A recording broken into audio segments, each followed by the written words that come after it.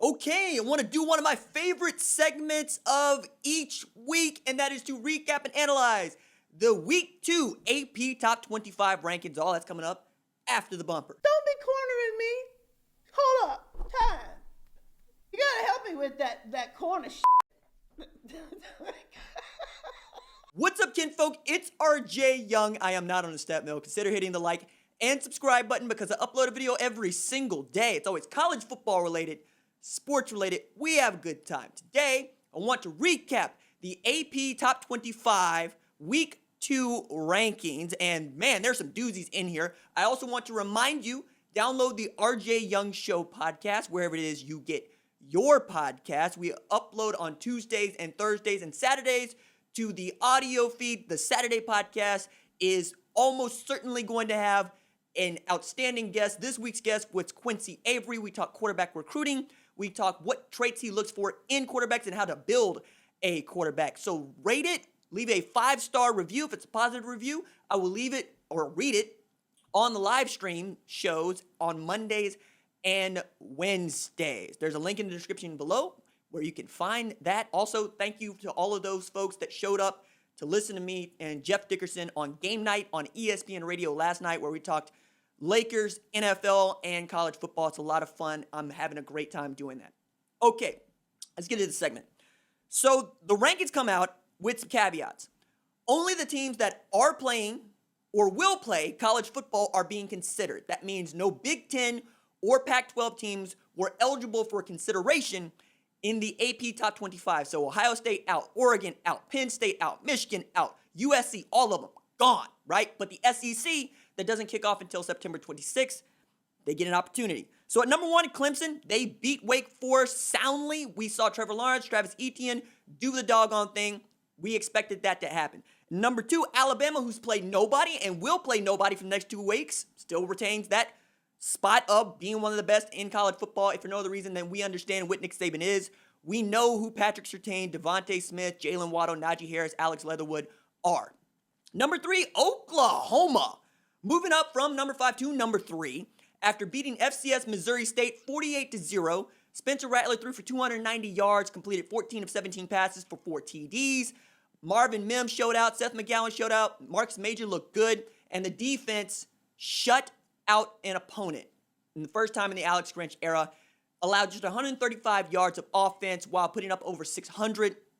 Was the number 1 scoring defense in the country, one of 3 teams that haven't allowed a point all season. I understand this is going to be contentious, and there's going to be a lot of people that are going to be upset with this, but right now, it is the highest ranking that Oklahoma has had in a couple of years. Man, if the Big Ten decides to play football in the fall, they're going to have something to say about that. Number 4, Georgia. Number 5, Florida. Number 6, LSU. 3 SEC teams there. None of them have played a snap, even as we've seen attrition from all but 2 of those, right? But Justin Shorter getting eligible for Florida is going to help them a lot. Georgia is still trying to figure out who the starting quarterback is going to be. Some people think it's Jamie Newman, or not Jamie Newman. Jamie Newman opted out. Some people think it's JT Daniels. Others think it's DeJuan Mathis. We'll see who it is. And then LSU, they're going to have a lot to prove. Losing Kerry Vincent, losing Jamar Chase, losing Tyler Shelvin, and others means that a lot of young guys are going to have to play, and they're going to have to do it in the SEC without really having that beat-em-up game like Oklahoma had against Missouri State to see if they have it to go. Number 7, Notre Dame. They beat Duke yesterday. I did not think that was a convincing win. I'm watching that game in the middle of the third quarter, and they're still only up a score over a Duke team that I would not expect to finish in the middle of the pack in the ACC this year. Notre Dame's got a lot to prove. Ian Book has a lot to prove, but they might have found a tailback in Kyron Williams. He looked really great. At number 8, Auburn hasn't played anybody. Texas at number 9, beat up on UTEP. Sam Ehlinger sets a personal record for passing yards in a game. Had 429 in the first half against UTEP. The Mike Yurcich offense wanted to put up at least 40 points a game to try to win this league. They're off to a really great start. Texas A&M continues to have attrition and opt-outs and injuries, but they haven't played anybody, so we'll see what that looks like. Oklahoma State hasn't played anybody either. They're at number 11. Big 12 getting a lot of love there. They play Tulsa this weekend. We'll see how that goes. North Carolina at 12, waited until the fourth quarter to actually ratchet it up and turn it up. And then we saw Sam Howell turn into the Sam Howell we know. North Carolina's defense with Jay Bateman calling the plays had 7 sacks of Syracuse quarterback. I think that they're going to make it into the top 10 here pretty soon. Cincinnati at number 13. They haven't played anybody yet, but Luke Fickell and Marcus Freeman put together an outstanding defense. They returned Desmond Ridder. We'll see. These look a lot like preseason rankings because like UCF at number 14 there. We know that they lost Jeff Levy, their offensive coordinator, to Ole Miss, but Josh Heupel is still the head coach. He's been an offensive coordinator for years.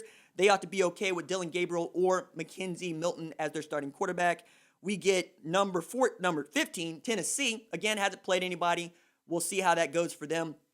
I'm interested to see if that defense, as stout as Jeremy Pruitt needs it to be. Memphis at number 16, who has suspended football activities. Their game with Houston not only got postponed, but we don't know if it's going to get rescheduled. Houston already picked up a game with Baylor in the 11 o'clock window this Saturday. Memphis beat Arkansas State, got on a party bus, caught the COVID, and now suspending practices. We'll see what their season looks like. Miami got a convincing win over University of Alabama Birmingham, where they rushed for over 300 yards. De'Aaron King looked good. Blake Baker's defense looked great. We'll see if Miami can actually do something in the ACC. Louisville got a convincing win yesterday, number 18. Number 19, University of Louisiana Lafayette, ULL, showing up to say what's good after beating number 23 Iowa State, their first win against a ranked Power 5 team in their history on the road, and they got to snatch a $350,000 check. Pay me my money is what Louisiana had to say at number 19. Virginia Tech at number 20. They've had to reschedule their game with Virginia because they have the COVID, don't have enough players that would have been eligible to play this weekend. Virginia's going to play Duke.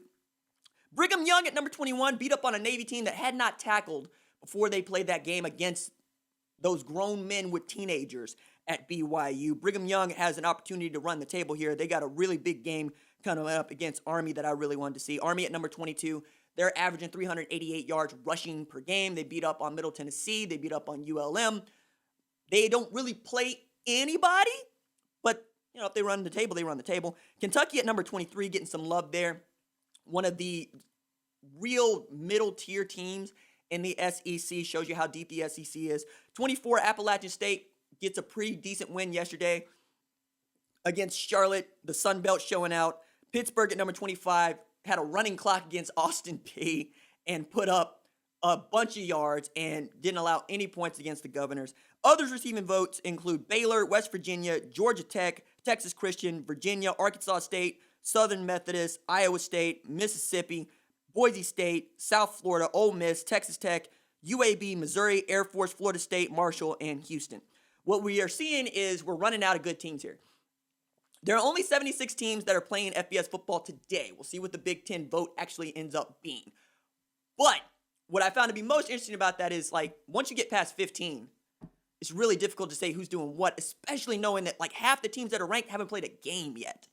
So we're really talking about just ranking the top third of all eligible teams right now. If we get to add the 14 teams from the Big Ten, you get to 90. That's still not a whole bunch of teams.